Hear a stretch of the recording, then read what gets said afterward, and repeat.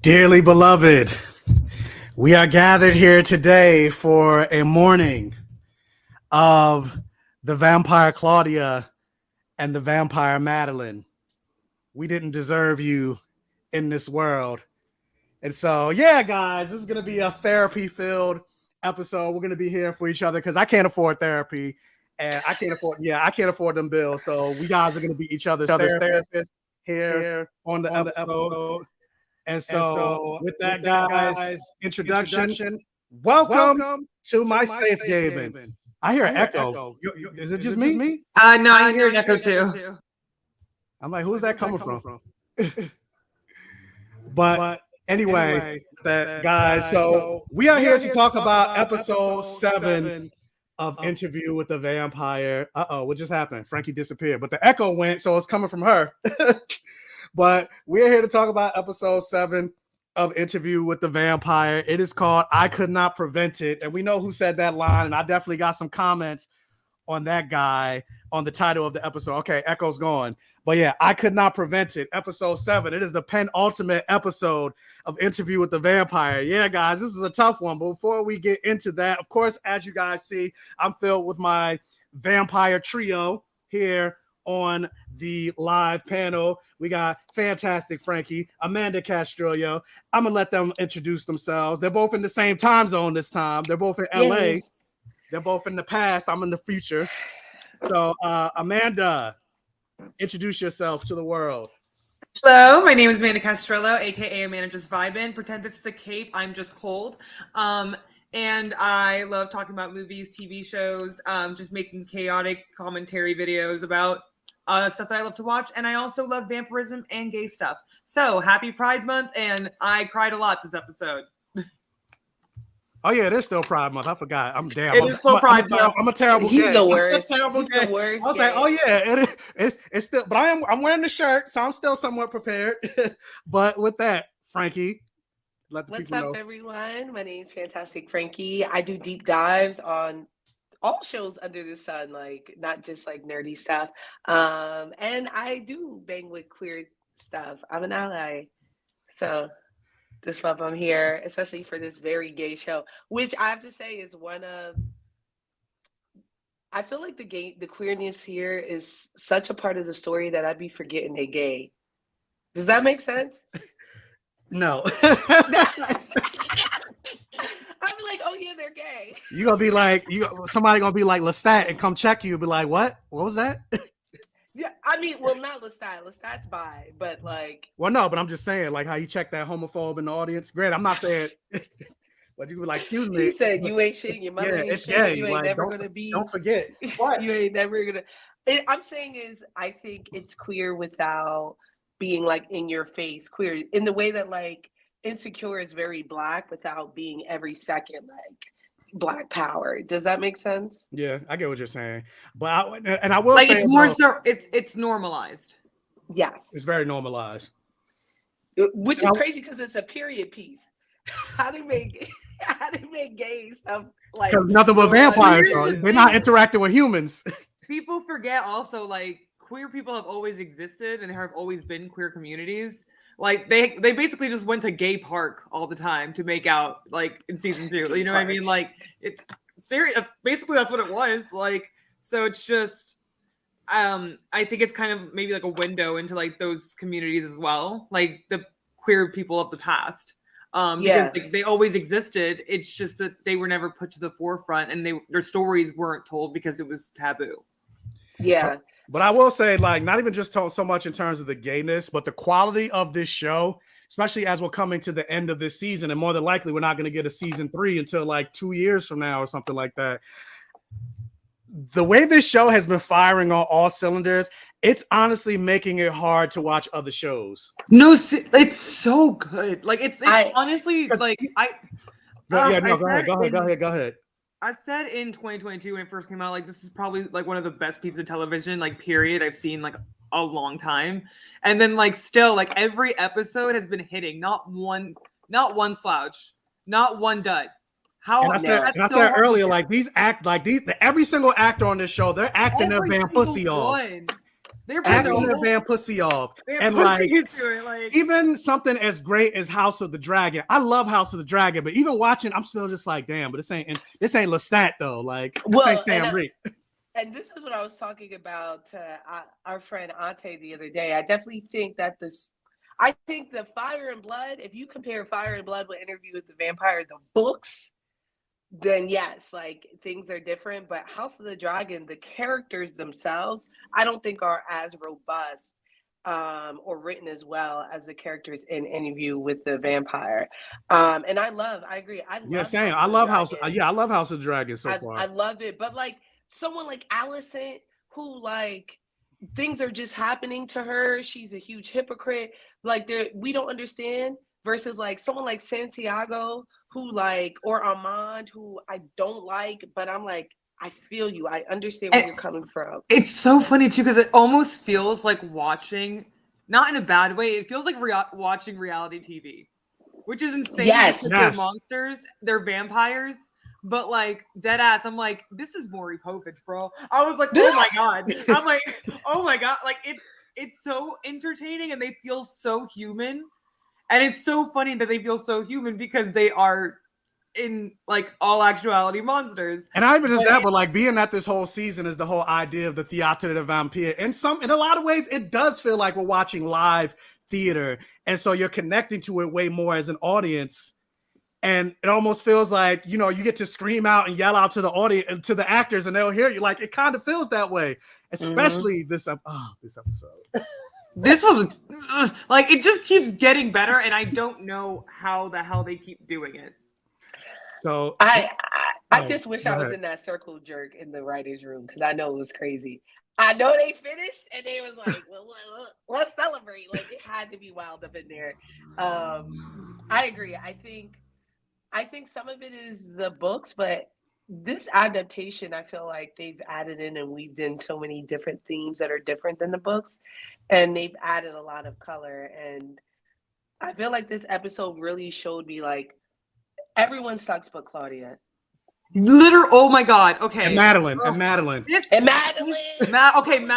I know we have to talk about it later. We don't want to get like ahead of ourselves, but like I remember texting like Nick earlier today. I was just like, I hope that she haunts this narrative, and I hope that she like makes these men's lives miserable for the rest of their lives, like from beyond the grave.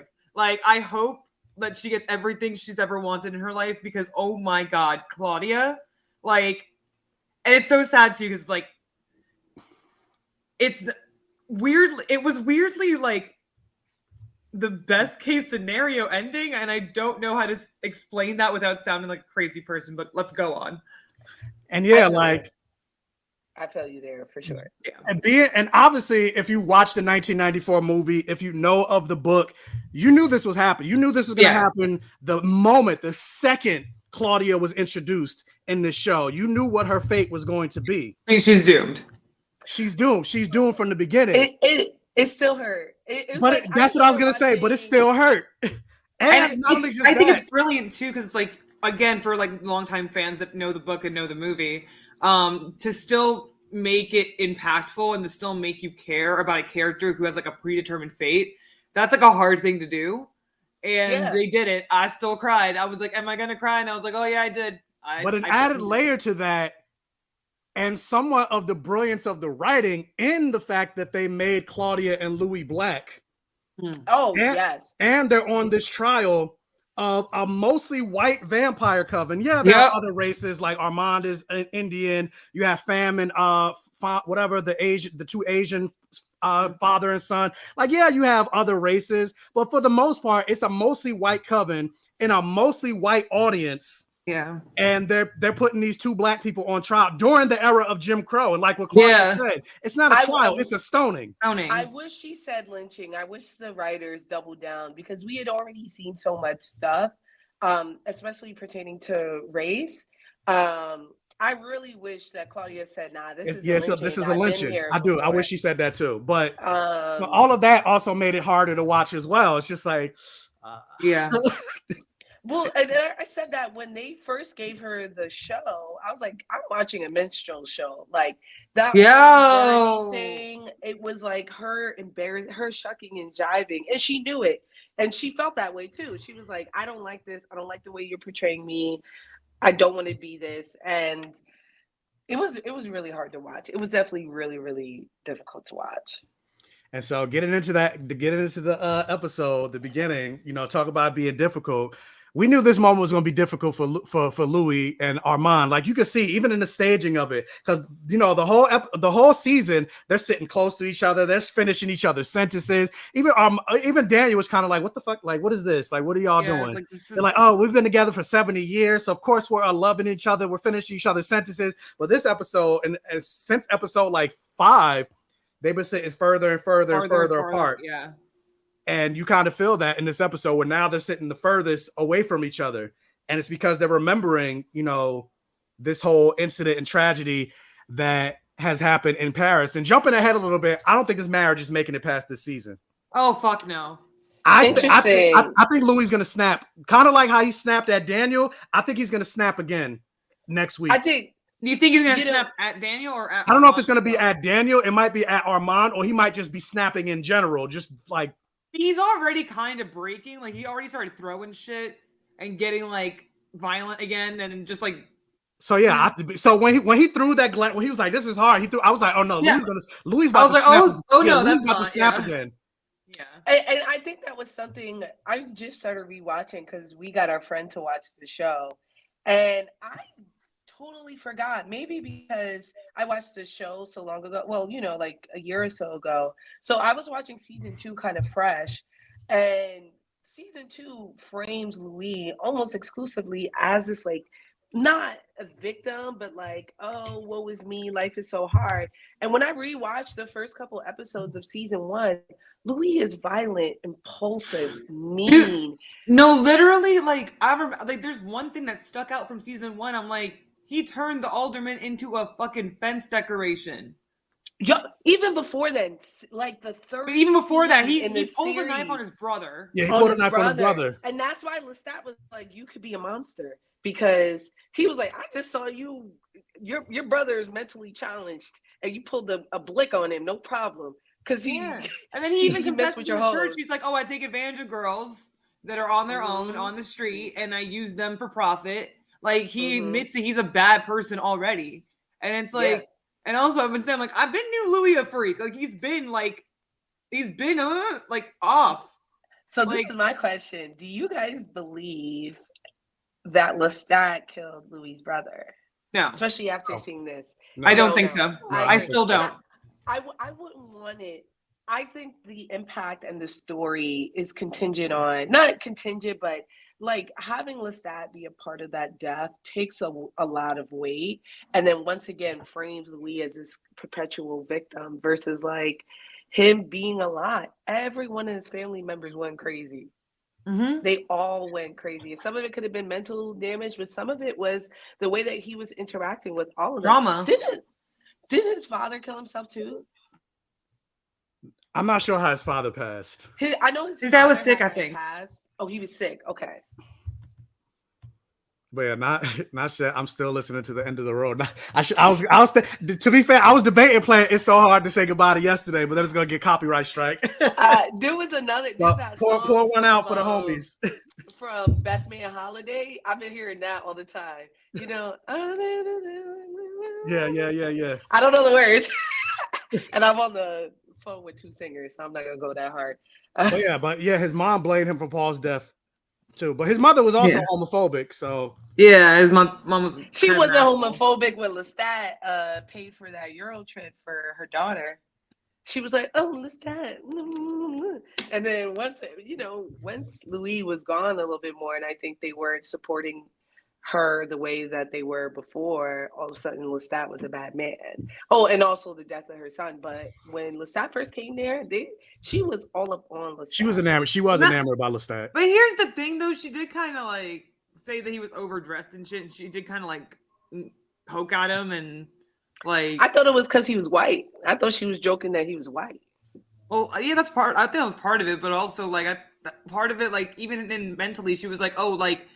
he does his nails now that he's been around this guy. Oh, yes. Yeah, like she already had like thoughts about Lestat, and then like when Louis turned, it started in her eyes looking more feminine because she was like, "Oh, I fucking knew it." It was that like, yeah. But I thought a piece of that was the death, right? Like she had after the death of her son, you know, like the relationship between she had her met Lestat before Paul died.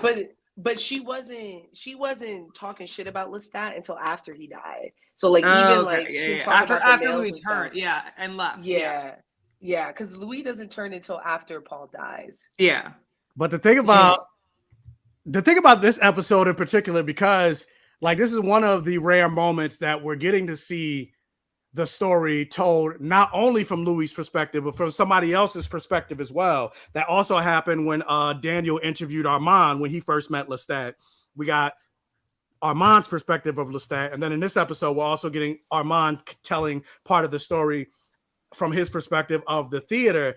And this also kind of goes back to something that I also said earlier with one of my reviews. I think it was just me and you, Frankey, where I mentioned that Louis almost, and I get that the character was written originally as a white man, but it's like, yeah, Louis is almost kind of like a Karen in many ways. Like everything that he does, it's everybody else's fault.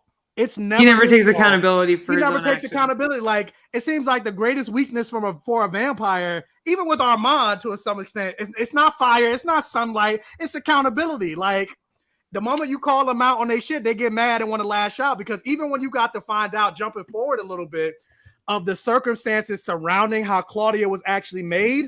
Yeah. He was just like, Lestat told me about it, and I was like, that's not how it happened. That's not, you was there. Like, what do you mean that's not how it happened? Then he's like, wait a minute. 74 years later, he's like, wait a minute, that is how it happened. And I'm just like, see, you want to blame everybody but yourself. And I think some of that entitlement, we talked about it too, is that, yes, Lestat is Black in America, but he was a wealthy Creole man in New Orleans. And that's something that even the white men sometimes have to check him on, right? The one that he strings up, he's like, in his mind, he's thinking, this guy hides behind his Creole heritage. So in that small microcosm of New Orleans, he was not experiencing being a Black man in the same way that other people in America was. And then he went to France where Jim Crow didn't exist. And so he existed from being a light-skinned man with money and influence to being an actual, like technically a demigod or something to that nature. And so for him, I think he's registered. And I said in my video today, like, I feel like Louis was never mad about the race thing. I think he was mad that he had to subscribe to it still. So like when he put up that sign that said no colors only, and then like no whites allowed. No whites allowed. Yeah, and then had sex with Lestat that night. I was like, or even like he never had security around his brothel, and his whole reasoning was, I'm the security that we need. And yet he incited a riot, and he didn't go to protect the people during that riot. He came in the aftermath, and that's when he saved Claudia. And that let me know, because even Lestat was like, hey, you killed this random white guy. You don't think that's going to do anything? And he was like, nah, it'll be all right. Like, Louis stays not listening, because like Lestat was also like, we cannot turn a child. This is not going to end well. First, it's illegal. And then like, second, it's also a child. What do you think's gonna happen, Louis? And then Louis was scream crying, Lestat, please give me a baby. It was just like he was warned. He was warned at every single moment. Like, hello? I need you to leave. I know you want to be here. Yeah, I'll tell you, get out of here. Like you ain't even on season 2 yet. Please get out of here. I want you to experience this the way we experience. Get out of here. Can you boot him? I can't. I can only block his. I can only block his comments. I can't block him from the. Dang, you lucky. I take get up out of here. But yeah, get up. Yeah, get up out of here. let the tail seduce you, as Louis said. Let the tail seduce you. But yeah, I love seeing that. Like everybody sucks. Louis sucks especially, and I was team Louis crazy. Facts. I was for like. Until I would say until like maybe episode 5. Then I was just like, wait a minute. But after this episode, I was just like, now I'm like full probably gun ho team Lestat. No, because here's the thing. Like, I'm like, dude, I knew like Louis was ill, and then seeing it, like seeing all the things play out, because like we saw. Remember when Claudia turned like in her episode where she was narrating it, so we only saw things from her point of view. Yeah. And then also in episode 5 of last season, we only saw the fight in her point of view also. So that we saw the fight in her point of view, and then we saw it in Louis' point of view after Lestat dropped him. But we never saw what happened in between. And then another thing that we saw in that in the first season during the fight, if you remember, Claudia looks into a mirror and the mirror is cracked. Like there's like as there's like the argument happening in the background, you hear like them destroying the house and like throwing each other. Claudia deliberately looks into a mirror and the mirror is like partially shattered. I realized that too. So like the turmoil that we were seeing was being framed by Claudia. It was being framed by Claudia, who favored Louis. So through her eyes, Louis was the victim, but she didn't hear or see what happened in the room while they were fighting. Yeah, and then we're finally getting to see what happened in the fight from Lestat's point of view. And we're finding out that, Lestat was holding back the whole time. He didn't want to hurt Louis. He kept saying, stop. And Louis. then also, and Louis just kept, like he bashing his head in the... A homie pointed this out too, that you saw in the previous season, Lestat during that fight was barely scathed. In this one, his face was fucked. Yeah. Yeah, and some of that could have been by the time he got back down, he was healed. Would it heal that fast though? Because he was even scraped up when Louis like fucked him up in the afterwards, house. In Claudia's mind, he was fine. He was fine. Yeah, because even Louis was kind of like, "You're not gonna beat me. You can't beat me. Look at your face." It's like he's like, "This is nothing. This is nothing. Like I'm holding myself back.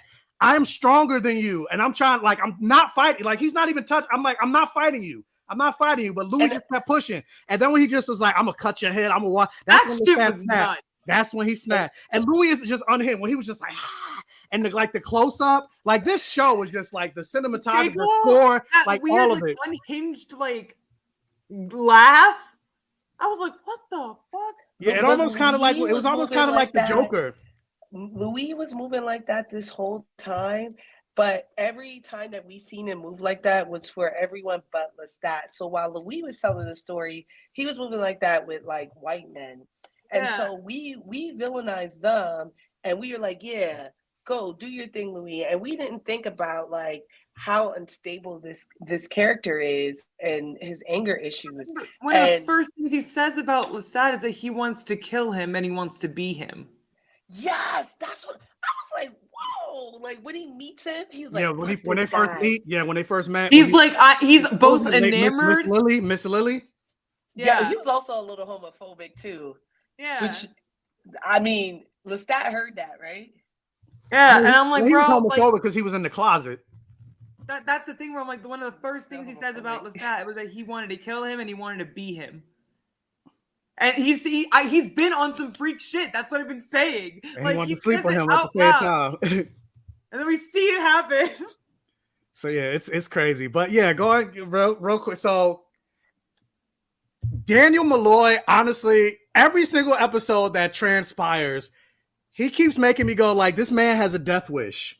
He keeps saying, like, he told the Tal Masker, he's like, I want to live. Can you get me out of here? But the way he keeps pushing and jibing at these, like, he's like, oh, Armand sold you out. He did that. And like, Louis just like, I'm talking. And like, I was just like, Armand, like now, I mean, not Armand, Daniel, read the room. Now's not the time to be your normal conniving and snippy self. Like, I'm like, this man has a death wish. Clearly. I don't know. Did y'all feel? I was like, what would you do? What would you do in this situation? Go hang out with vampires in Dubai. Like what simply else put, can you as do? much as I love vampires, like after 1973, I'm not fucking around and finding out again. No, thank you. Like, but it's like, but even with that, like you knew Louis snapped at you already. Though. This isn't the first. Like you already got that memory, and you have more of it back now that you remembered everything again. Tread carefully, bro. Like, but this is your chance to die with a legacy beyond that far exceeds who you are. Like Dan has a legacy, but it's going to fizzle out after time. Like he's a journalist. True, but you got to get it to the publisher first. If you die during the interview, he's figuring it out, and it sounds like too that they'll publish it for him. Like Louis wants this story out. I just gotta finish it. I'd be there. Like, what else I gotta do? I got Parkinson. My wife don't like me. Yeah, my wife don't like me. The wife, which one? But he still might become a vampire at the end of it. Do you think he's gonna become a vampire when I'm that fucking old? Okay, no, but they did drop a little like tidbit earlier about. I mean, how old is he? Like him and Santiago probably like the same age. No, Santiago's younger and finer than Dan. Yeah, I'm like Santiago's kind of ripped though. Like, stop it. If I look like Santiago, I'd be tight, but not that bad. But don't be turning me with wrinkles, and now I gotta navigate the world as an older woman for eternity. Absolutely not. Absolutely not. I mean, but he's not like old enough. Yes. It's just the Parkinson's that's messing him up. No. Right now, you go ahead. Oh no! I pull up him on the red carpet because he don't got Parkinson's in real life. Pull him up. Wait. Are we talking about Eric Bogosian? Stop! No, wait. Don't bring Eric into this. I love him. Hey, excellent actor. I've seen him when he's young. Very handsome man. Young. And granted, it's not him, but young Daniel. I hit. Young Valentine. Your Valentine said Daniel? I would. Sorry, don't apologize. Wait, what? What happened? Someone said I would. I would. Sorry. Wait. Here's the thing. Daniel's cute, but I'm like, is he bi though, or is he gay, suffering with compet? I think Daniel's bi. I think Daniel's bi. Okay. What's the second thing you said, Amanda? I said, is he gay, but like suffering from like compet? What's compet? Like compulsive, like heterosexuality, where it's like you only marrying girls because that's what people tell you to do. But then he's had sex with them, so it's you never enjoy sex. Yeah, but like is he bi? Is he gay? Like what? Is he bi? I think he's closer to what you're saying because even if he was gay, just because you have sex with a woman doesn't mean you can't get enjoyment from it. Yeah, doesn't mean it's still a whole. Maybe he just doesn't feel like romantic feelings toward like. Because he liked Alice, like he said, he liked Alice. Like I could have sex with a woman and enjoy it, but at the same time, I'd still be wanting to be with a man at the end of the day. Like interesting. I cannot have sex with a woman. Like I'm bisexual. If that tongue was down there, you'd be like, wait a minute, wait. I don't know. Maybe like you would gain pleasure from it, but it's not something that you would want to do. Like it's not. Yeah. So like that, so it'd be the same thing. Like I could arrive having sex with a woman, but I'd still have feelings and want to be. Granted, like I said, I don't know about the woman arriving because I don't know what the fuck I'm doing. But like, first of all, you'd be on the same playing field of most heterosexual men. They don't know either. They don't know it. We giving full tutorials. But like, all right. But yeah, because like, but I'd still like. At the end of the day, I'd want to still be with a man. I'd still long to be with. I still think about being with the. But if I'm with a man, I don't have no desire or interest or want or want to be with a woman. So that's fair. So I mean, so Daniel could still, But anyway, so he's pushing. So we see that there. The fort. Why am I drawing a blank on my words? I can't talk all of a sudden, but. The rat box. There we go. That's what I was trying to say. They put Claudia in the rat box. For what reason? Because they're cruel. Burn her alive. These vampires are vicious. I knew they were going to put her in that rat box. I thought that's how they were going to kill her. But clearly, that's not enough to kill her. But it still hurt that she was the only one that they put in. Yeah, the only one they put in that rat box. Yeah. And again, it goes to that whole like lynching, especially with her being a black woman, black women usually being treated worse.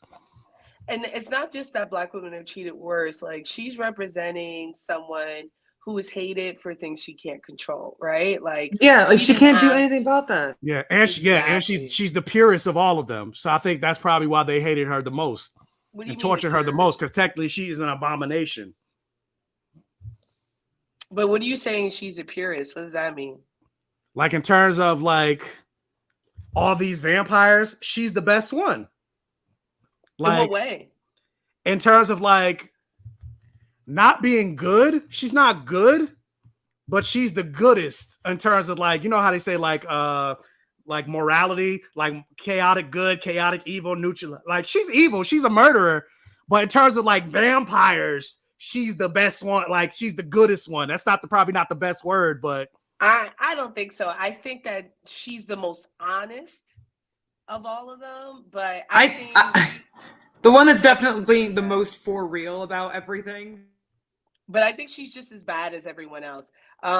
Even like, so this is what I'm saying. I'm not saying she's good. She's still a murderer. She's still a psycho. She's still evil. She's Lestat's child. But I'm saying out of all the vampires, she's not like they're like pure evil. I don't know. She wrote her diary in Lestat's blood. That's cruel. That's evil. She was breaking rules for the sake of breaking it. Like she is not a good person. She like collected body parts and shit. Yeah, she's not young Claudia too. But I do think what we like about her is that she's honest, right? Like she's journaling what seems like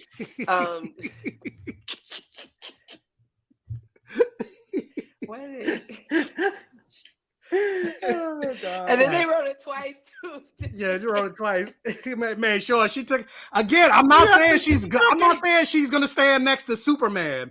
I'm not saying that. I'm saying is she's the same amount as bad as Santiago as anyone. She's just as conniving. She's just as bad. We just fuck with her because we like her. But like, I think if you're like on the scale on who's better, who's worse, she's just as bad as everyone else, right? Like she lies, she's manipulative, she cheats, It's just we fuck with Claudia because of the three, she's not pretending to be a victim. She's not pretending to be someone she's not. And also too, like she's kind of like equal women's rights. Yes, I support women's rights and wrongs. God forbid women have hobbies. And so and also with Claudia too, where it's like you also have a level of sympathy for her because it's like she really had no choice and autonomy in this matter at all. Like she was on the brink of death. And basically, she did take like let's say she did take a titty. So she took a titty. She was a serial killer. Yeah, that's a serial killer. That little boy, y'all. She drank a guy. Lestat too. Let's not act like she was. Let's not act like Lestat was choking on his own blood. She went right. But even before then, right? They were alienating Lestat. That's something I saw even when I was Team Louis. I was like, it's not right the way you guys are talking to each other. Yeah. And he feels it. He feels that you guys are communicating. And they weren't low. They were just staring at each other like this. And Lestat was like, oh, so fuck me then. Like, yeah. I'm like, y'all weren't subtle at all. Right. You sucked at like being fucking she needed to talk to Santiago. Santiago made you feel like he was talking directly to you and he having a conversation in the back. But no, Santiago, I loved him during this episode. And this is why I love these vampires. And even though there wasn't really anything like fully funny and comedic about this episode, it was a hard episode. I still chuckled. But there was some moments that I laughed. The argument when Louis and Lestat were talking about Claudia, he was like, "You gotta like his line delivery." He was like, "You gotta drain her, Louis. Like, what are you doing? Drain her first, Louis." Yeah. Or like when Santiago was like, "I'm about to break the fifth," when Lestat was going off script. But the thing that I find the most ridiculous and why I think these vampires, like, I'm like, you could tell they're theater gays. I love them. The fact that they had time to write a script, stage this play, rehearse costumes, wardrobe, create flyers, send this script overseas for Lestat to get it so he can learn his lines and all that other stuff. The fact that they had time to do all of this. The animation is 1945. That's what we're not talking about. They got animation. And yeah, that too. And the fact that they got a whole animation sequence going on with the projecting reel. Like the fact that they had the time to come up with all of this. They're vampires though. They could do that shit with super speed, right? I was just like, what? That part I laughed at. That I laughed at. Super speed. But still, like the fact that they had time to do all of this. You do this, but like a million times. And they the script, they said they communicated it through his mind. Oh yeah, they just probably read it to him like, and he was like, "What do you think? Hit your But still, ride." even if they read it to him in his mind, you still got to be like, all right, this is your next line. Okay, then I say this, then this is your line. Like, Yeah, Like, the dedication. Well, she was gone for how long? A month or so? No, they were gone for like what, 6? I think they were going for 6 months. They were gone for that's like half a enough year. time. I think that's But enough time. I think they were working. build No, the I think show. they were working on it beforehand because, They and were this is working on it and this is beforehand. something I feel like I don't think Armand plotted or had anything to do with this, but I think he knew. Do you think that's why he left the coven? I think that's part of it, yeah. Because also remember, he said they gave me a choice, but then also if you remember from last week, the scene that I loved and I made that video about when he was like, take off your clothes, read. I'm gonna read it to you. Read me the whatever while I fuck you or whatever. Remember, he said Sam sent me some new script. He sent me a new script, and he wanted me to read and go over it. What new script was he talking about? But for this, The script that they were rehearsing. But one that they were rehearsing, Santiago was like fake roasting Sam over, and he was making quote unquote revisions. Okay, because I'm thinking, I was like, was he sending him this script?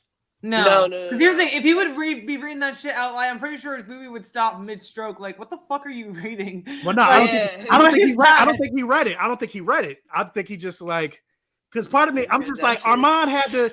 I feel like Armand knew, or he didn't really fight hard enough. Because like when they show Armand in that little booth, and they're like, "Oh, Sam was watching me and blocking me and whatever, so I couldn't escape. I was just as much a captive as he was." I was like, "Bull fucking shit, bullshit." Or he was like trying to figure out how to save Louis, and he was like, "If I kill this guy guarding me, I could kill but so many, and they're gonna kill Louis while I'm killing these vampires that are coming at me." And also, like, he's still like, yeah, he's like 500 years old, but he's still one guy.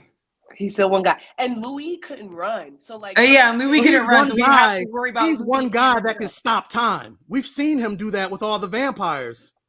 But that was a couple people at Lestat. And then Lestat's in the room. Lestat also is a scary motherfucker that can do the same thing. They can start X-Menning off in the Theatre de Vampires. But part of me is also wondering too, because, and I wish I could pull it up, but then my computer's gonna freeze and stop. But like, and I don't know if it was just because he's white or if this was a thing, but like, there's a moment where if you look at Lestat's hand while he's talking, it looks bruised. So part of me is like, because I was also wondering, like, what's his angle in this whole thing, especially when you jump to 1973, when he's like, tell Louis I still love him, yada, yada, yada. And I do think at the end of the day, despite the like hatred between Louis and Lestat, and then also Lestat and Claudia, I still think there's some level of love there. Oh, and yeah. I don't necessarily think he wanted them to die. And so part of me is also wondering, is Lestat somehow being controlled and coerced? Maybe even by Armand, because who else will be powerful enough to control him? Because I was like, his hand looks like it's bruised. I think we're trying to absolve Lestat of some of the terrible things he's doing and put it on Armand because Armand sucks. I think both things could be true. I think Lestat could not 100% want Louis to die, but still had a part in this lynching. And I think Armand could have like not orchestrate everything, but maybe he didn't work his hardest to save them. But at the same time, why would he? Louis don't even like Claudia. That's another thing. Y'all want his life for Claudia? He don't even like. So why am I risking my life for Claudia when Louis don't want Claudia here? So let's get rid. Like I wouldn't be working that hard. It's true. He don't. When Louis was, but he don't want her to. He don't want her to die though. He want her to go off and be Madeline. You know. He was having some deep, dark thoughts. He was saying she was a mistake. What does that mean? Yeah, but hold on, really quick. Let me address this super chat. Thank you so much, Coco Hoyne, for the $5 super chat. This is all sus. We still only have Louis' fragmented account and Armand, who's jealous of Lestat. Have Claudia's diaries, but we don't know this. But we don't know this woman. So I mean, But we did kind of read. We did read from Claudia's perspective as well. So we got different. Yeah. We got different perspectives besides Louis and Armand's. We also I wish got we Claudia. knew what pages were cut out. Yeah, I feel like they're maybe going to address that maybe eventually. I don't know, but we also know, or supposedly next season is going to be Armand's or Lestat's perspective. So we're also going to get some of that as well. Yeah, I remember when Louis was like, "Oh, sorry." When Louis was like, "Oh, imagine how like happy we'll be without the burden of her," and then she asked, "Was that true?" And he's like, "Does it matter?" I'm like, "You could have just said it wasn't fucking true." Yeah, fact. Like that's your sister daughter. Like, but that's what I'm saying. He don't give two fucks about her. And even when she came back with Madeline, he was annoyed at that dinner. He was like, here's the thing. Glad y'all happy. I think he loves Claudia. I think again, like it's one of those things where it's like, because kind of like with like a real family where it's like that's his daughter, but they've had such a strained relationship. Again, maybe he didn't want her to die, but like again, he said like. He really did tell her, like, oh, does it matter if it's true or not? He couldn't even validate her. I think the thing too is we keep on saying she's his daughter, but they're closer to siblings. You know what I mean? And I think she calls him like Papa Louis, but I think that's because like I think it's a weird because they're vampires. I think it's a weird like it's even like on the social media accounts they call it like they put sister/daughter. Because like it's weird that's just what it is. Like we're like unrelated but related. Like you know in iCarly like in the reboot where they were just like how do you have each other on the phone? It's like brother dad and it's like sister daughter like basically like that like. But I think how they are. Yes, he loved Claudia, and I think he grew to love Claudia more. But his love his admiration and connection to Claudia. First of all, it had nothing to do with Claudia. We saw that it had everything to do with Lestat. That Lestat asked, or Louis asked Claudia to be made into a vampire. Had absolutely nothing to do with her. He just wanted something to make himself feel better. The reason he wanted to turn Claudia into a vampire is because she looked at him and called him an angel. She called me a black angel. So she made himself feel good, and so he wanted to try to do something to like, so I had nothing to do with it. Could have been any kid there.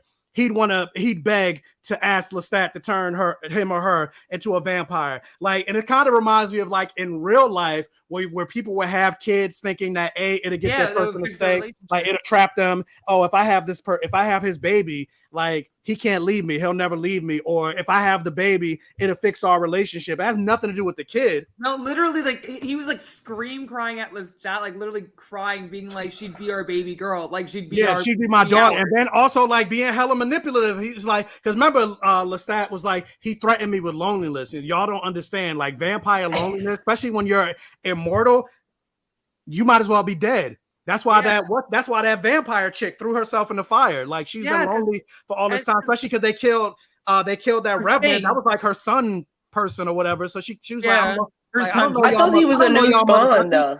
Huh? I thought that vampire was like a new spawn, like to feed that loneliness. Like to your point, she wasn't strong enough to make a good one. That's what happened, and that's why he looked like that. Like if basically like if Claudia, remember when Claudia would try to make them and they'd be fucked up looking and half dead, like when they're like successful, they're fucked up looking half dead and just kind of shamble around like a zombie, and like that's probably like what happened. Like she tried to make a companion and she wasn't strong enough herself to make one.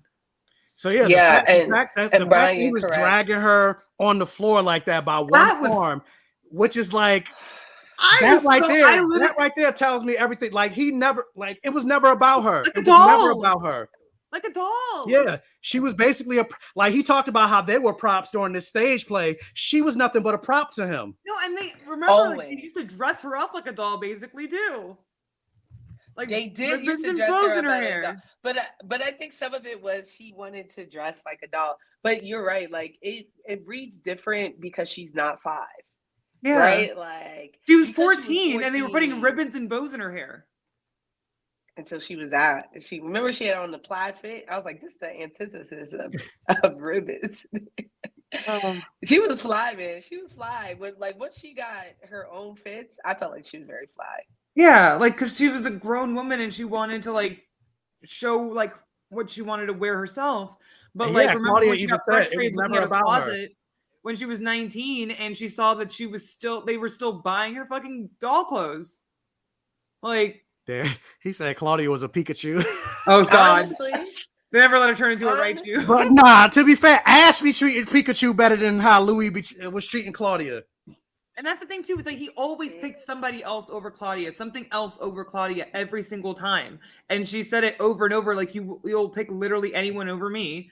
And so I think with that, I think Louis did love her, but for whatever reason, he didn't want to be responsible for her anymore. He didn't want to be the one always there, always having to check, always having to watch her, always having to protect her because she can't protect herself, being that she's trapped in that 14-year-old body. He basically got bored. He got bored with her. He said, and that's why he was completely willing to shun her off to Madeline. He was like, "Oh, like, are you gonna ever do anything? Like, are we ever gonna go anywhere where you don't mess anything up or fuck anything up?" Or like, he saw her as a burden eventually, and like, it was very obvious he didn't make it. Like, and he didn't make it subtle. Warned him that this would happen. Yeah, he said, "This is gonna be the biggest mistake of your life. You're gonna regret it," and he didn't want to believe him. And his life is eternal, so like that's a long regret. Yeah.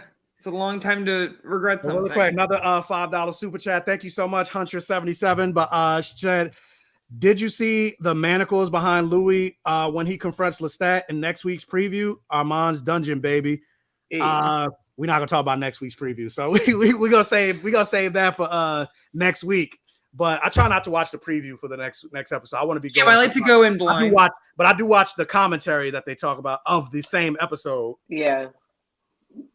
But I don't like to watch what's happening. I caught a glimpse of it, but yeah, I caught a glimpse, but yeah, I already knew it would be like Louis' revenge story, right? Because we already know. We already know what he's gonna do. He's gonna burn it. Yeah, we already saw. They already teased that the theater is gonna burn down. So yeah, but I wonder how you're gonna get out those little rocks.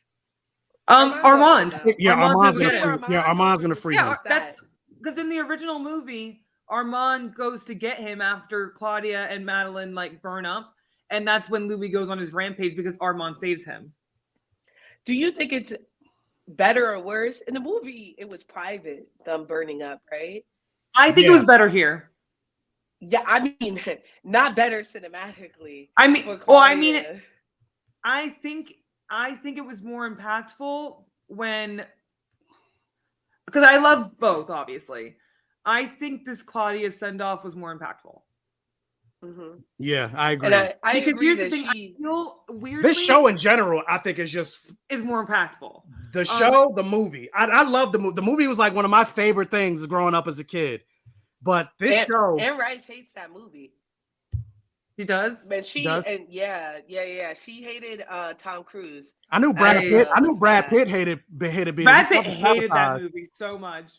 Yeah, I think they all hated that movie, including Anne Rice. But she signed off on these changes, and she notoriously she was part of this. She was part of the show before she died. Yeah, with her son, and her son still works. Yeah, her son still works on it.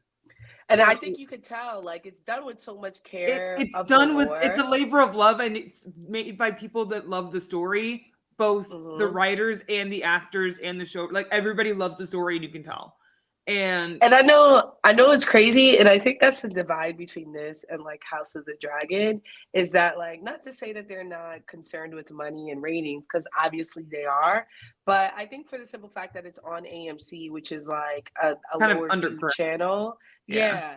They got creative freedom to be themselves, and to your point, they're not chasing a dollar, and so they're not like, how can we subvert expectation, blah blah blah blah blah. They're like, let's just tell a damn good story. Exactly. Like, and that's what it is. Is there going to be a season 3? There is going to be season 3. Absolutely, there's going to be a season 3. Yeah, season 3 is going to be the Vampire Lestat. You think Claudia's going to be in this too? I hope so. I feel like Claudia's going to be in flashbacks. I think Claudia's probably going to be in flashbacks, or because her line, I now know all your faces. If there's an afterlife, I'm going to fucking kill you all. If there isn't, I'm still going to figure it out. Like that, I was like, Delaney Hayes, give her a fucking Oscar. Granted, I know it's TV. Emmy. You don't get Oscars. I know. I was like, I give her an there's Oscar. I still said give her an Oscar. Like, fuck the rule. Give her an And Oscar. she's- Give her an Oscar, an Emmy, a Tony, a Grammy. Give her all, because she sang at the end too. Give her all of it. Like the thing too about like Claudia's ending in this iteration of it, I think it was weirdly beautiful. And I don't know how to say that without sounding like a crazy person, because it was very tragic. Yeah, Claudia's a ghost in the books. So she will come back, I feel, but because all I don't know though. Was to have somebody be on her side and back her up and choose her. And then you even like Armand, I don't know if I trust his ass, but he was like, you saw in that moment that Claudia kind of accepted like what was going to happen when Madeline chose her. And again, like kind of best case scenario where it's like she's going to be in that 14-year-old body forever, no matter what. And Madeline can love her all she wants. Madeline can love her all she wants as herself. But what's society going to think? What's everybody else going to think? How is she going to live in the next 10, 20, 30, 40, 50 years? What's Madeline going to do when she's walking around with this 14-year-old for the rest of her life? Like that, all these things where it's like, it's idealistic to think about in the moment, but like realistically, like Armand said, what are you going to do in 40 years when she throws herself into a fire? Like, because I don't think any kind of thing is going to be comparable to being able to grow up and have a fully grown body. But even kind of like what Claudia said, or like Madeline said, maybe I'm the thing that prevents that from happening. But ultimately, what she was saying is we don't know what's going to happen. We don't know. So stop trying to act like you know. But at the same time, not saying that he's right. If he's seen it enough, what makes Claudia special? Especially if he's already seeing the same traits, right? She's still impulsive. She still has like the worst parts of being 14 amplified. And he's seen plenty of people go crazy. People also, like older than Louis is he was like fully grown 33-year-old man, fully like foreign frontal lobe, and he can't handle it. Homie walked into the sun. He couldn't even handle being human. So like Louis might not be the right person to okay, yeah. But the violinist did it. They kind of imply that most vampires can't handle it. Yes, and the oldest one I think is like I think Armand, or like the one that they know of at this point. Yeah, because I was like, well, Akasha's still around, but like do they know of her still? Like, is this relevant right now? Does Lestat know her right now? Like, what's going on? What's the continuity here? And somebody asked earlier, have we seen Queen of the Damned? I've never seen Queen of the Damned. A long time ago. Yeah, the movie. Oh, it's ass. It's booty butt cheeks. It makes no sense. Aaliyah eats. But real quick, Queen. It is the Catwoman of the vampire. Real quick, Queen Kania. No, it hasn't been renewed yet, but I think they're waiting for this season to be over, because I think if they're gonna go, because the showrunner came out and said season 3 is gonna be the Vampire Lestat, and so I think announcing that to the general public is kind of technically a spoiler. So I think that's why they're waiting before they announce a season 3. But season 3 is coming. Especially they're announcing the Tau Masker. They're expanding this universe, and this is the flagship of that universe. So we're getting a season 3. It's just I think they're just going to wait till it's over to prevent that spoiler. I think they're trying to sell to Netflix. I hope we don't lose. I can't hear you, Amanda. Oh, sorry, I was on mute. But I think that they have a whole immortal universe. They have like season 2 of Mayfair Witches, which I wasn't a fan of Mayfair Witches, but like, but like they have that season 2. They have the Talon Mask coming out. They have like there's gonna be a season 3, and it's also been so successful. Like it's not going anywhere. But they are putting like somebody said in the comments, they're putting the seasons on Netflix. And this and like this Walking Dead spinoffs are really all AMC has. So like they'd be stupid not to renew it for season 3. Yeah. But one thing I kind of, because I know going back to somebody saying that because Ghost Claudia does appear in the books, and so it's more than likely inevitable for that to happen in the show. Part of me is kind of like, I don't know though, because now she's dead. Delaney Hayes is clearly going to age. Like, how do you get past that part? If anything, I doubt she's going to come back next season. I think they might wait a season to have her So then it's she's gonna be old enough that it won't be that hard. Like she's not 16. The girl is like 22. My age. Is she 25? She's like I saw her IMDb. Her earliest thing is like 1999. I was born in 97, so she has to be at least like 26. That's perfect. So she gonna be fine. Yeah, she's 25. I think 25. she'll be fine in 3 years. Yeah, I don't think 4 years. Yeah, I don't think she's gonna age significantly in like 3 years, but she reads very young. What's her name? Renee Goldsberry, Angelica Schuyler. I just saw her play a 14-year-old. They put braces on her and changed and did her makeup up. Yeah, for a stage. But Mayfair feels like it was made for non-melanated Anne Frank fandom. No, it's seasonless. yeah. It definitely was.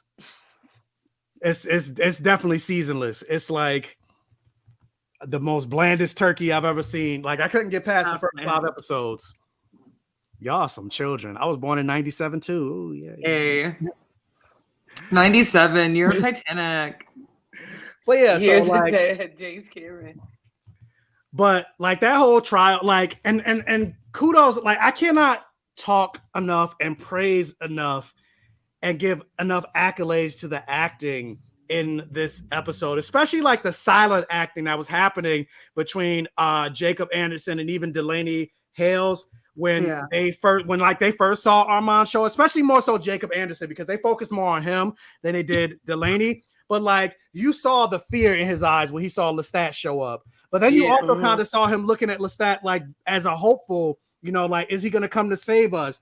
And then you also kind of saw him like, oh, damn, like he looking good. Like, damn, like that's my man. That's my man right there. Like you saw all of that in his eyes and he didn't say a word. Like he didn't even say a word. And then like the not Jacob Anderson, Sam Reed, when he like is giving his lines, but then he would like go off script. I loved that so much. And then like Santiago, everyone was like, huh? He was like, what the hell are we doing? Like he was like, hello?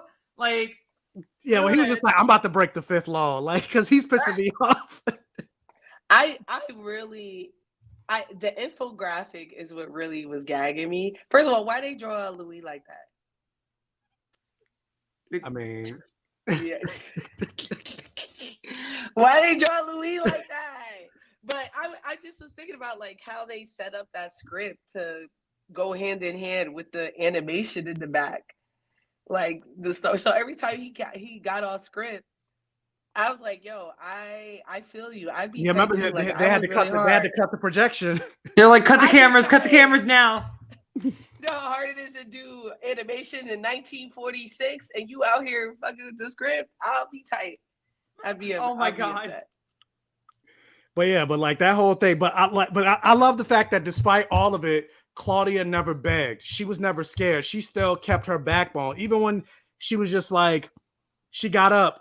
She was just like, we tried to poison him and he's still alive. So can I cry and apologize and be forgiven too, like y'all doing? Like, yeah.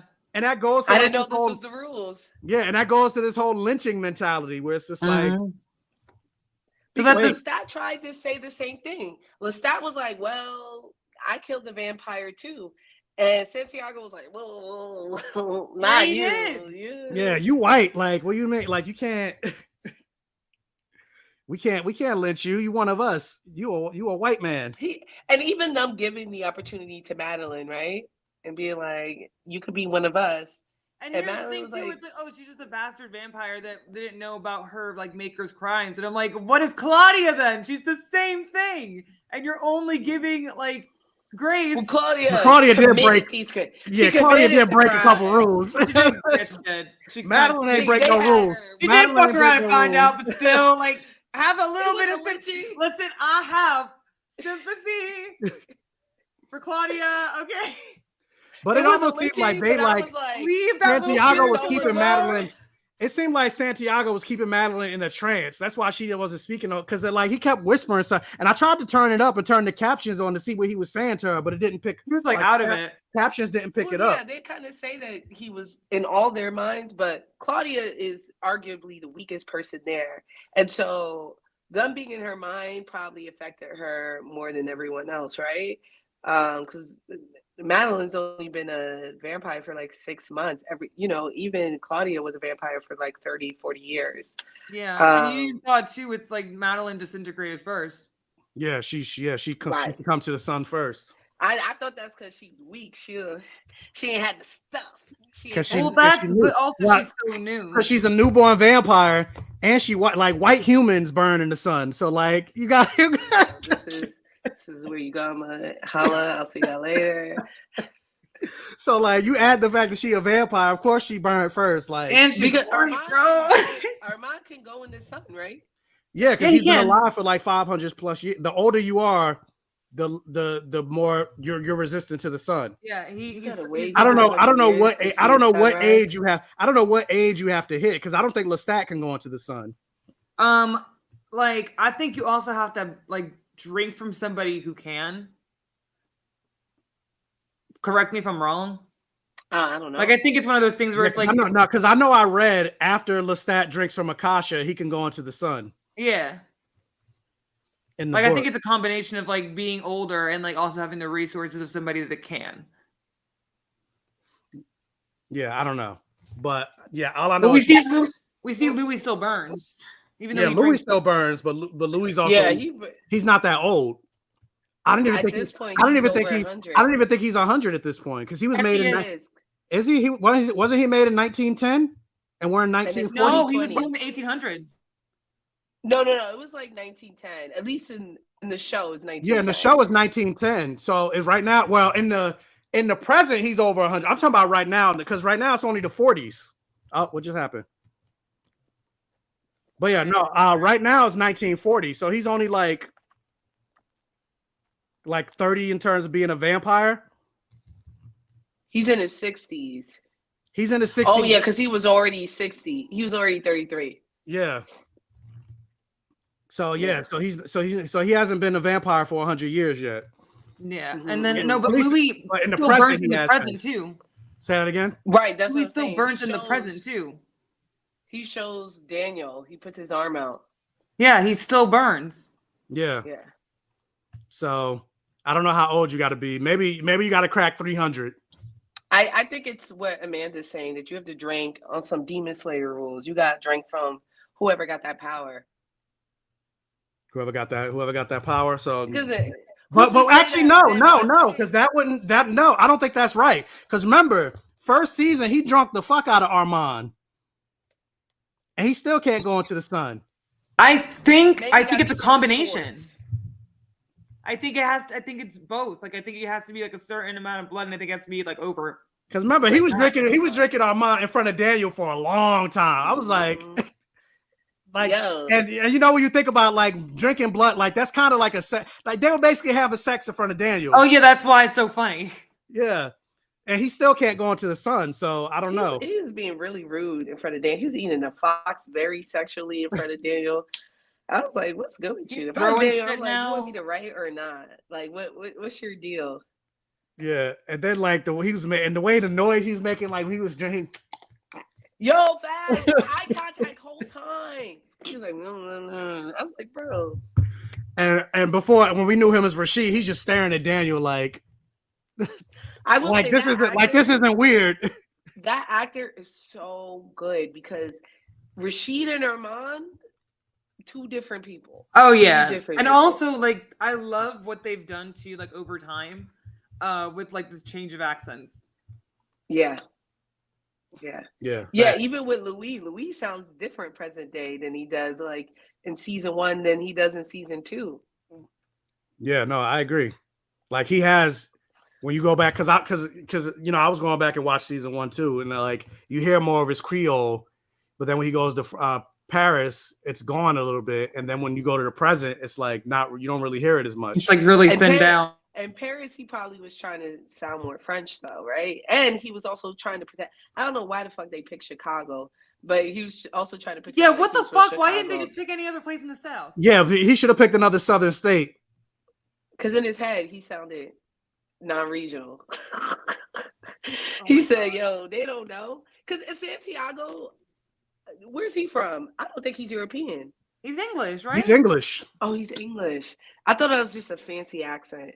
Like that guy from the. You thought he was just being transatlantic? Oh, you think so? I don't think his accent was all over the place. No, it's English. He's English. He said Lestat. Oh, Lestat's accent was all over the place? Yeah, I don't think Lestat's accent was all over the He place. always has that thick. He always has I like don't know. the mouthful of marbles effect. It does, but I like it. I like the marbles. He says it too, like it was like when he spoke English, it felt like he had a mouthful of marbles. Like because he's so used to speaking French. so When used he to speaking speaks French. French, is Sam Reed French? No, he's Australian. No, Get the yeah, fuck he's out. Australian. He's Yeah, Australian. Why he sounds so good? He's Australian is the worst Australian, English like down of all of under. us. Like but They really got quick, the worst accents. let's do the housekeeping thing. We got 246 people watching the live across all platforms. So if you could do me a favor, whether you're watching on YouTube, whether you're watching on Twitter, X, whatever y'all want to call it, if you can hit the like button, or if you're watching on Twitter or X, hit the repost button. It'll get the video out there, get the channel out there, and help with the algorithm. Thank you guys so much for watching this stream and helping it grow. So again, do that. Hit the like button. Right now, I have 100 people watching on my YouTube channel, so I should have 100 likes. Frankie has 18 people watching on her YouTube channel. She should have 18 likes. She has 53 people watching on her Twitter. She should have 53 likes and 53 reposts. I have 76 people watching. She should have 76 likes and 76 reposts. Do us that favor if you want to help us grow. And then also follow these lovely two human beings, Frankie and Amanda. The links are in the description box below. And if you're watching on Frankie's page, follow me if you don't know who I am. And if you don't, that's homophobic. So let's get back to the episode. Thank you so much for watching. And also thanks for the people that left super chats. So where was I? I don't remember. Where I left off. oh, accents, Australians. Australian accent. Sam Reed French is. Oh no, I'm French, and Sam Reed's French is atrocious. No. Oh dang! Wait, where's No. I can't see the comment. Oh dang! Oh, here it is. No. Okay, to Americans, he sounds like butter. He's like. Listen, I don't give a shit if it's terrible. I've been thinking about learning French because of him and this French singer named Yame. You know, Bowen. I mean, but we also have to keep in mind, like, at the end of the day, we still got to remember it's still a TV show. So an actor can only do but so much to put on an accent and be as, believable as they can. Like, it's not going to be like if you're a native speaker, it's never going to sound native. No, because we were dragging Claudia through the mud for her accent. Why? Okay? Don't do it. Don't do it. We wasn't dragging her. We wasn't dragging. Maybe not us, but people are dragging Claudia through the mud for her accent. People do it. If you do a British accent bad, people will drag it. So it's butter to us, but the French people, they saying it's ass. We gotta give him the belt. Just like everybody else. I get it. We love Lestat, but we gotta be fair. I'm like, you can't be talking about Sam Reed. Like, I don't want to be fair. Like, right, you square up. Yeah, I saw it. I was like, yes, I don't talk about my baby French, maybe. But yeah, because I'm like, I want to argue with somebody in French. Like the way when they was arguing, like, season one, I was just like, I want to. Oh my god, I love hearing French people yell at each other. It sounds so visceral. They're like, oh my god, Mark Ruffalo. His British accent was terrible in Poor Things. But I loved his character. He was so funny. I loved his character. He was funny, so I let it go. I let it slide. It was so, and the show is called, and the movie is called Poor Things. So he had a poor accent. Yeah. British. Word to Wakanda. They weren't in England in Poor Things. They were in the fictional world. True. But you know how movie anytime it's something every time it's some like fictional ethereal world, they always go to a British accent. They tried to do that. Chadwick Boseman, they always tried to rest in peace. They talked about they wanted to give the Wakandans a British accent. And he was like, absolutely not. Like he had to fight them. They barely had an accent. Why was they rolling so many R's? Whatever be rolling their R's, like they speak in Spanish. I mean, it's Wakanda. It's not. But yeah, that's what they say. But he had to fight them just to be able to like get some type of African dialect somewhere. I agree. As opposed to just doing British, so we got to forgive Sam Reed a little bit. Like, just crazy. British English just got high. Like old British English was terrible. Huh? It's a fake accent. Yeah, they try to be fancy. That's Elizabeth. Beth up in our ear. Before then, they was talking crazy. But facts, Yeah. like I love them. Like, granted, I'll be sad to see Louis take a back seat. Yeah. But at the same time, I'm ready for more Lestat. Yo, Lestat suit, that's the real MVP, that Taylor. Yeah. Okay. That thing was And not just that, but he had the same, he had the pinstripe socks too. Like, yeah, snatched waist. Like, I said, where he get that in New Orleans? He got that shit in France. He said, "Yo," he said, "Can we schedule this for tomorrow? Because my tailor said he got one more thing he would have added. I got one more fit in before this show." Yeah, because he said, "Why did you come here?" I'm like, he went to his tailor first. Like the fact that he was able to he curled his hair before stepping on stage. He got fresh highlights. Was it you who was talking about, Amanda? You did a video a long time ago about who does Sylvie highlights. Oh yeah, it was me. You be on the highlights. You be like, I stay on highlights. I've been wondering that about Star Wars too. I was like, now that we've had so many Black characters, I need a hair care store on Tatooine or Tutu, whatever. Like your Fandra. Who did his Killmonger locks? Your May, Osha. What was that girl? The Sith. Shit, I don't remember her name, but I know who you're talking about from Obi-Wan. Yeah. I can't think of her name. The braid. Yeah, with the braid. I know who you're talking about, but I don't remember her name. Somebody in the chat, do y'all know? Yeah, I know. Y'all know. Everybody but Mace had their hair done, and I was like, at this point. But it also kind of reminds me of like Arrow. Every time what's his face, Mr. Terrific will go off, he would have like a pro. But that's Mr. Terrific. The T-Spears did that. Okay. No, not Ahsoka. But yeah, Obi-Wan. She was like one of the third. Yeah, she was the third sister. Don't make me go on IMDb, please.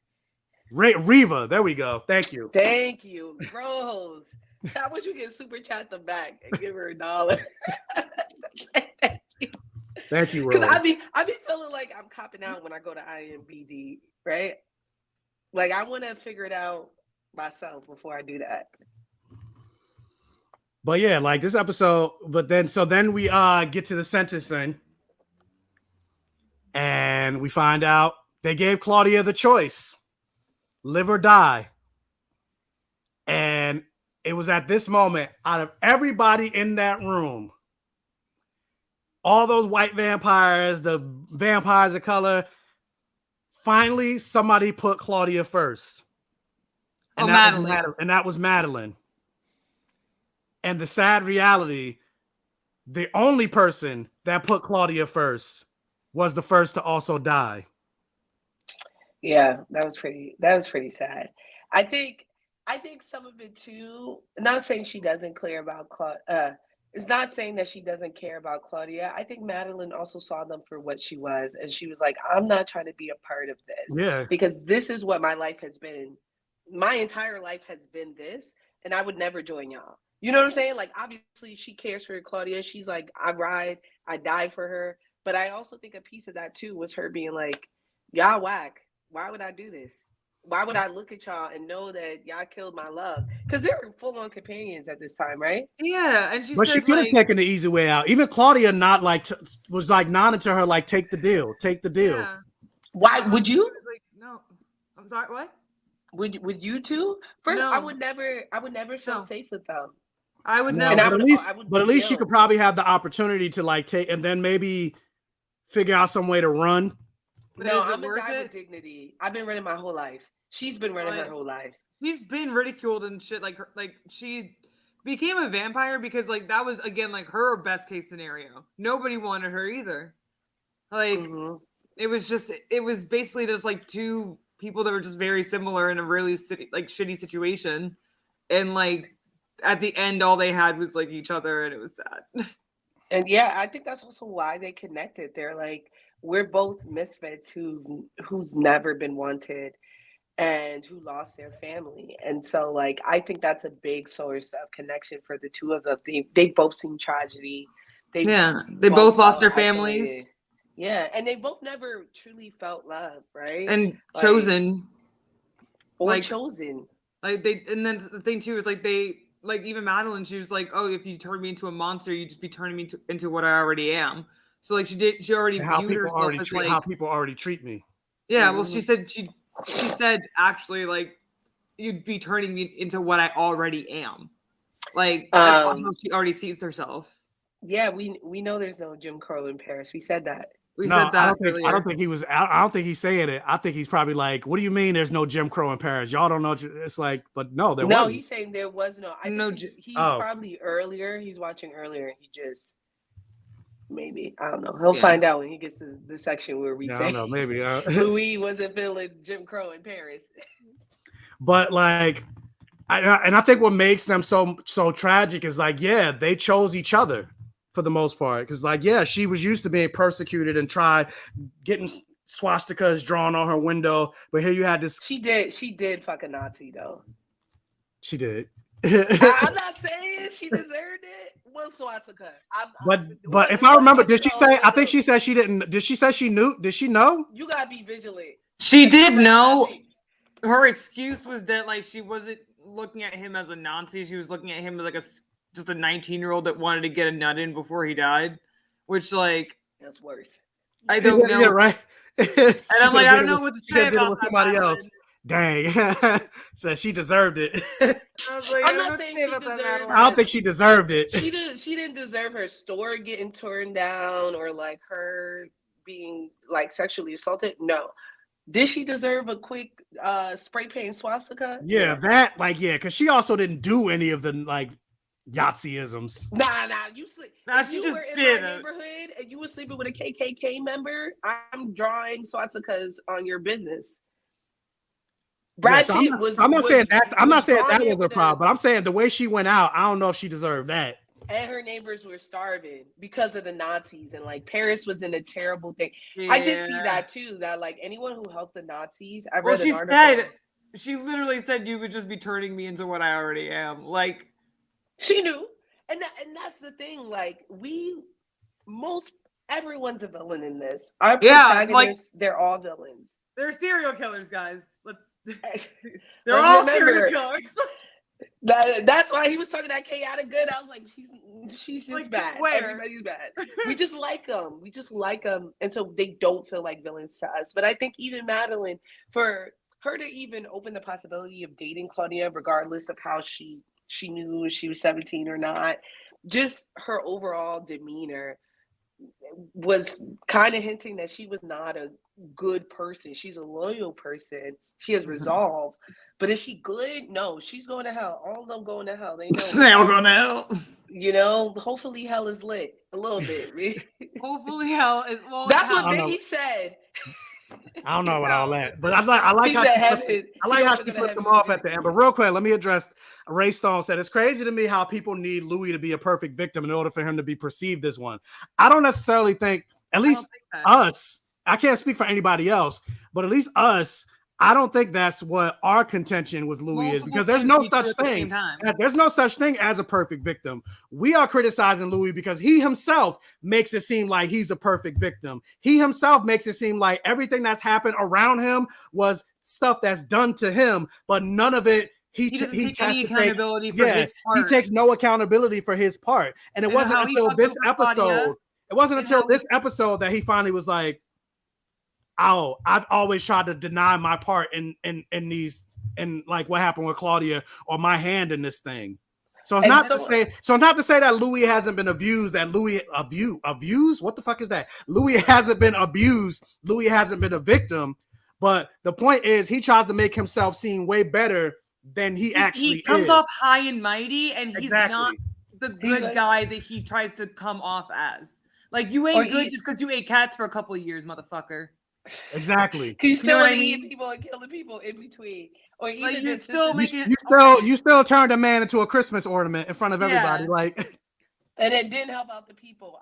There's a comment here that says, "So if someone hooks up with a murderer, that makes them guilty too." Yes, if they knowingly hooks up with, and they're not just a murderer. They're Nazis. They're actual Nazis. Like, yes, if you hook up with someone that you know is objectively bad, you knowingly know they like that makes you kind of complicit.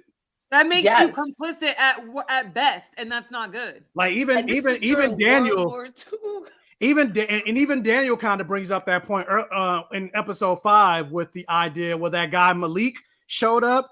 And he was like, who the fuck is this? And he was like, oh, he's about to hunt this motherfucker and basically kill him. He was like, so you just made me an accomplice to murder. Because now I know this. So he himself didn't commit the murder. He has nothing to do with it. He's still human, but he's still complicit in the murder now because, granted, obviously we know from like a real world perspective, we're like, what can he do? But he's still technically complicit in that murder. But like that's the thing where it's like Louis is like, and that's the thing too. It's like things are not black and white. Like I love Louis's character. I also hope that he knows how to fight. Because I would fight him on sight if given the chance. But like that's the thing where it's like he's a brilliantly done character. He's multifaceted. He's also nuts. He's batshit, and I think it's okay to say that, and also acknowledge that bad things have happened to him, and also acknowledge that he's faced racism, and also acknowledge that he was a pimp, and also acknowledge that he threatened to cut off his husband's head and feed it to a lion and watch it go down the river. Like, and for me, I think with Louis, or the reason why I'm upset with Louis is I feel betrayed. You know what I mean? Like, I vouch for you, Louis. I was out here hating, pretending like I didn't like Lestat for you. It turns out, mutually destructive. You're not that much better. And yes, I think in this case, the point is everyone is a victim. Some people may have been victimized more than others, but everyone's a victim. Even Claudia, who I believe is a victim of the story. There are a lot of people in that world who would love to see Claudia burn. There are a lot of families because they were victimized by her. Yeah, she put last words of kids that said, "Please don't kill my dog." Yeah, she killed children. Yo, she just killed 5 starving Parisians. Yeah, when she, you know what I'm saying? Like, so like these characters, like again, like Armand had a really dark past and horrible things happened to him, and he still does some manipulative, terrible shit. And same thing. Going back to earlier, like all the body parts that Claudia brought home, those are people's families, like mothers, fathers, like She took that little boy. The little boy that she killed, trying to turn into a vampire. Like and she did that multiple times. She tried it multiple times. Yeah, she killed multiple people's kids trying to have a companion. So it's not it's not about being a perfect victim, but like kind of like what you said, Claudia is the most honest of all of them. She's at least for real. Yeah, she's for real. Yeah, for real. Doesn't try to pretend that she's something she's not.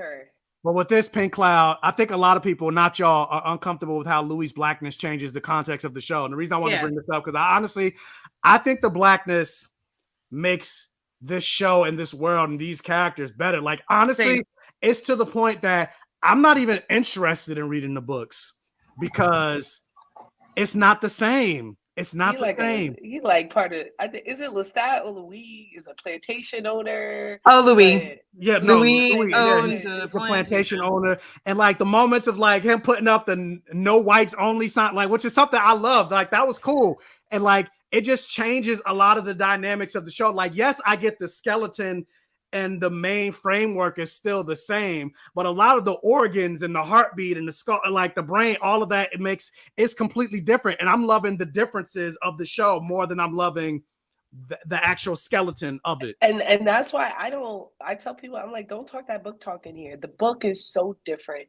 It is so the different. Motivations, like what people are thinking. The simple fact that Louis is Black changes so much. Everything it changes almost. So much. Yeah, I agree. And like even Claudia dying because of an effect of what Louis, instead of having she had the flu or something before, like she was dying. She was dying of like the plague, and then Louis drained her, and Lestat basically took her right before she died and turned her.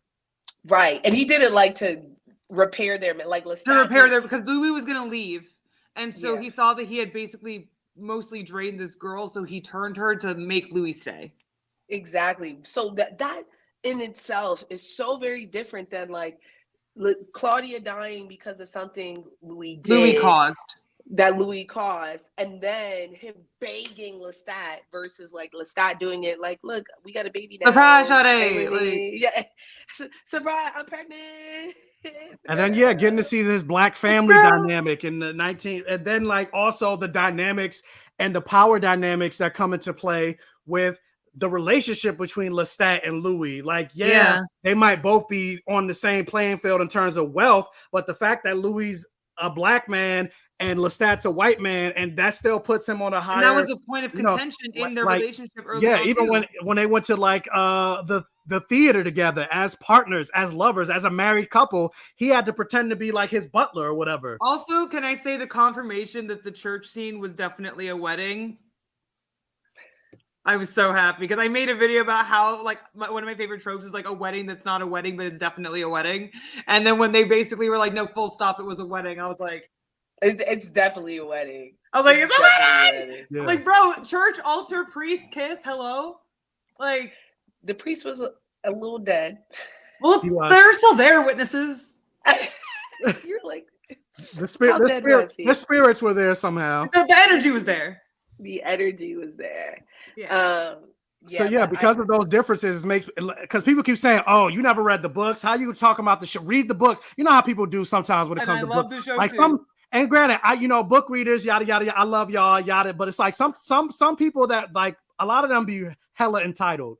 Oh, you ain't read the books. You ain't read the book. It's like I'm not talking about the book. I'm talking about the show. Fuck the book. Like if you want to discuss the book, I'm pretty sure there are content creators talking about the book. Go follow and go. But no, there aren't, because the book and the show, just like The Boys, like people are like, you didn't read the comics. I'm like, I did. Why would I bring it up? It's so different. It's so different. And so to like analyze this show and refer to the books is doing a disservice to what they're telling us in the show. Because to our points, there's so many fundamental changes. It's not like just Louis was black and they just painted him black. Like everything is very, very different. The Boys is something, at this point, they're just using the IP. But even like Civil War, like I've read Civil War in Marvel comics, but like that's the Civil War in the Marvel wasn't the movie. Like the Age of Ultron. Age of Ultron. Like none of that was in the comic. And then it's like, and I'm not saying like this is all book readers and things like that, but like they get like even Invincible is different than the comic a little bit. But it's like, but then people will like to spoil stuff like, oh, wait till such and such happens from the book or whatever. I hate that shit. And that's why I barely talk about some stuff unless I've already seen it. It's like, thanks for spoiling. Like even Dune, you talk about Dune. Oh, Dune is like such as, it's like, in the second part of Dune, it's like, okay, thanks for spoiling the movie for me. Like, can I enjoy the shit for myself? Like, yeah, that's why I stopped talking about anime. Same. I stopped talking about anime because I can't get peace. And I love anime. Kaiju number 8 is incredible. I want to break that down, but I don't want to be ruined. I'm not up to date on the manga. And so I'm like, if I start talking about Kaiju number 8, they're going to ruin it for me. And anime, I'm like, these adaptations be like 1-to-1. You know what I'm saying? Yeah. But yeah. But anyway, so they meet the sun, Claudia and Madeline meet the sunlight, and Madeline's the first one to die. And now Claudia is surrounded by nothing but a room full of her abusers. And that's all she sees before she dies. And we see that the last person that she looks towards is Lestat. And this comes from Delaney herself. And she said the reason that she looked at Lestat last is because out of everybody, and this is an interview that came out after the show released, she was like, because out of everybody in that room, Lestat is the only person that she kind of trusts. Lestat is the only person that's familiar to her. And also, despite the fact that she hates Lestat, at the end of the day, that's still her dad. That's still Daddy Lestat. And so that's her looking at him in those final moments, pleading and asking and hoping that he's still going to help her. And that comes from Delaney herself. And that's also like the only other familiar person in the room because they dragged Louis away. Yeah, because they dragged Louis away. So he was the only one left is connected to Louis too. And so, damn. Even after she said that, because Jacob Anderson was right next to her when she was when it was a written interview, so it wasn't a video. But like they quoted Jacob. He was like, "Oh, Delaney, that's so sad." Yeah, it is very sad. It is. It's very sad. But yeah, so she dies. She sings, "I don't like windows when they're closed" the whole time, and and Armand's like, she died with a smile on her face, and I'm just like, damn, Armand. I was like, Armand, you ain't shit. Like, catch me outside, Armand. Like, yeah, Armand, I hope you know how to fight. Louis, I hope. Right, I'm like, I hope you know how to fight because I'm gonna fuck you up after like. This marriage, I don't think this marriage is granted. I know I said, oh no, I think this marriage ain't making it past this whole thing. Yeah, even though Louis knew this happened already, but now that he's reliving it and things like that, I don't think their marriage is making it past next week's episode. Interesting. I think they're gonna break up. I think they're gonna break unless up. Louis got another man lined up. Do you think Lestat is gonna be? He gonna find. He gonna get with Daniel. Do you think Lestat's gonna be like back? I think Lestat's gonna show up in the present. Okay. Because I mean, we also kind of teased it when we saw. This was the first time we saw him hallucinate him in the present. Yeah. And I don't know if you guys noticed, but his eyes were different when he hallucinated him in the present. His eyes were purple. His eyes are normally like green. No, his eyes are normally blue. Blue. They're blue. Lestats? Lestat's are normally blue, but go back and watch. When he saw him in the present day, his eyes were purple. And so I'm like, I did not see that. I need to rewatch it. Did he maybe see Lestat recently and now like he knows what his eyes look? Because why were they purple all of a sudden? Why would they change? Why are they lighting? No, remember, there's a lot of red lighting in that. No, his eyes were purple. So I'm like, is that a hint to like the whole Akasha thing? So I was wondering. I was like, that was kind of interesting because they don't do shit on TV or by chance. Yeah. So like the fact that there was that because even when he was hallucinating Dreamstat, his eyes were still blue. But in that future flashback, his eyes were purple. Go back for everybody that didn't know. Go back and rewatch, and you'll see his eyes were they were purple. So, but yeah, so he saw. Delaney died, and Lestat and Louis got trapped away, and like and kudos to like the score, like the whole moment where they was like, "What do you the sentence for Louis?" And they were like, and then, like.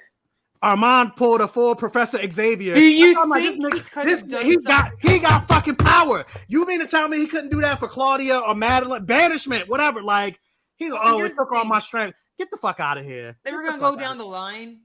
The fuck out. So I think he probably could have, but again, if he had triggered something, they probably would have killed Louis before he could have saved him.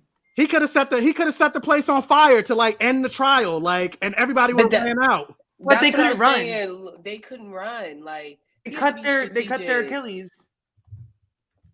I mean, yeah, you're right, but like, I still don't buy. Did he drag all of them out? I still think Armand. I don't trust him. I don't trust him.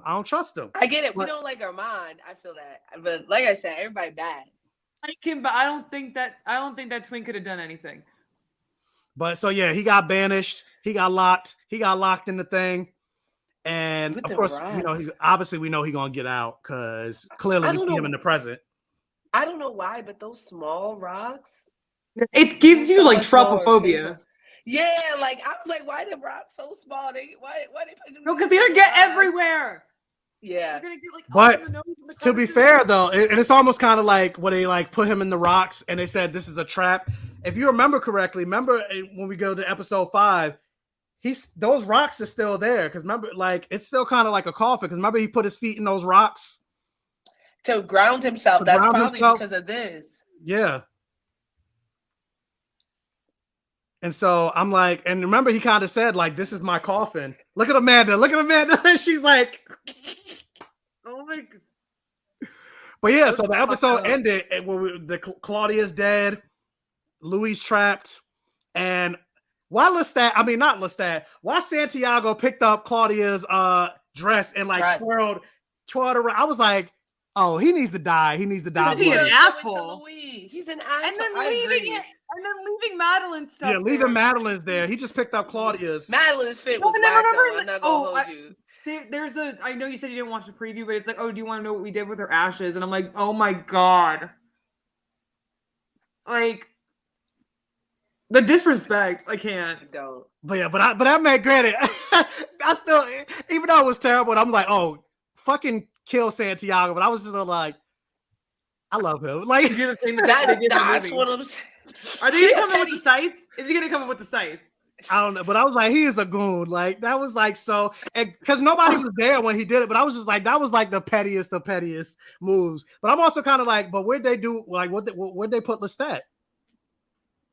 Did they lock him up too? Maybe he left. Because when they show the like preview of like, I didn't watch all of it, but like when Lestat or Louis confronts Lestat, it looked like Lestat was like in in the sewer, like cowering, like I don't know. But anyway, we'll worry about that later. But that's how the episode ended. It was tough. Justice for Claudia. Justice. R.I.P. Claudia. You would. Yeah. R.I.P. Claudia. R.I.P. Madeline. Y'all formerly known as Twitter. Yeah, y'all deserve better. But yeah, this episode was perfect television. Perfect television. I can't. Like I said, even watching House of Dragon, I was just like, this is good, but like. I think it's because also like to do with the vampire though, like they're just again like I feel like again they're just free to tell like a damn good story without having to worry about like, oh my god, this ginormous franchise that's been giant forever. Like even the boys, I'm loving the boys, but I'm just like, but Interview with the Vampire though. That I think are apples and oranges. You know what I mean? I mean, they're all different, but I'm just talking about the quality. Like, they're still like this show is like peak television. I don't foresee anything coming out this year that's gonna surpass this show. Penguin. Yeah. No. Be haters if y'all want. Nah, I'm not saying it's not gonna be good. Oh, here she go with the DC. Here she go. I forgot who I was talking to for a second. That's why I stopped talking. It's probably gonna be good. I don't see it surpassing this show. We'll see. We'll see. And let's not sleep on. Let's not make it. We're gonna go. TV has been TVing. TV has been TVing. Yeah. Lately. That's what I'm saying. Like, My Adventures with Superman is great. The Boys is great. The Bear coming out. I mean, Severance. Is Severance coming out this year? Is that coming out this year? It's coming out next week. Okay. I didn't know that. He said, let's not. That's right. Nah. Let's not. I get it. We feeling it. I feel you. We'll see. 6 months in. We do. We do watch. We do watch My Adventures with Superman. Parties every week in my Discord. Fallout is great. I'm not saying there's not other great TV shows. I'm just saying Interview with the Vampire is here. Every other show is down here. So yeah, Fallout might be here, but it still ain't here or like. Nah, Fallout's like here. If we put in, I'm just saying, but like, everything else is down. But yeah, Fallout was good too. I enjoy Fallout. House of the Dragon. I love House of the Dragon. I'm liking My Adventures with Superman, but I'm just like. Anyway. When it's over, I'm gonna just have to curl up in the ball, kind of like when X-Men ended. I was just like, damn, what am I gonna do on Wednesdays? I still have to finish the last 3 episodes of X-Men, but I'm gonna do what I did for the first season of Interview and just rewatch. I'm so sorry, like every single overstimulating thing is happening at the same time when I'm trying to talk. So if I'm like pausing too much, that's why. Somebody's horn's going off. I need them to stop. But like I think I'm just gonna do what I did with the first season, just rewatch it like 4 times. That's my favorite. Somebody commented. They said, "Let me get that Discord," so I had to drop. Yo, come on, definitely go and follow me. This is perfect because I definitely have to go. Y'all follow me everywhere at Fantastic Frankey FRANK. I need to make a Discord. You do, or at least be active in mine. The fuck, but we lit in my Discord. It is fun. We do watch parties. We have a comic book club. We have like 15 channels for everything under the sun, from sports to music, and we have a really good time. It's a very fun space, and like we like to talk shit, but we do it respectfully. So definitely pull up. I was supposed to leave like 15 minutes ago, but yeah, we ended right now. So yeah, next week We definitely gonna see Louis pull a Daenerys after the death of Missandei. He gonna snap both in the past and the present. But yeah, guys, we're gonna be here next week. We had to do this live on because generally I do it on like Tuesday or Wednesday. But after this episode, I was like, nah, we can't wait. We need to go live like immediately today. So thank you guys for joining. I don't have a Twitch. I think Frankey has a Twitch, but I don't have a Twitch. Everywhere. Fantastic, Frankey. But I'm all on YouTube. I think this time next week I'll be monetized. I have 100 hours left.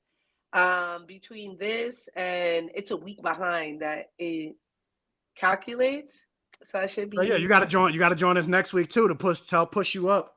Push me up. I'm very excited. So I'll see, and we're gonna have so much to talk about at the ending. I already know. There's no way. But yeah, so with that, join us next week. Maybe we'll do a Monday again. I don't know. We'll see. I don't know because no, I don't know. Whatever, we'll figure it out. So hit the bell notification button. So when I post the live notice, you'll be alerted. And so yeah, next week the season finale of Interview with the Vampire. It's gonna be tough. So with that, thanks for watching. Hit the like button if you haven't in the stream and everything like that. Watch, like, share, comment, interact for the all gay rhythm. And we are out. Peace.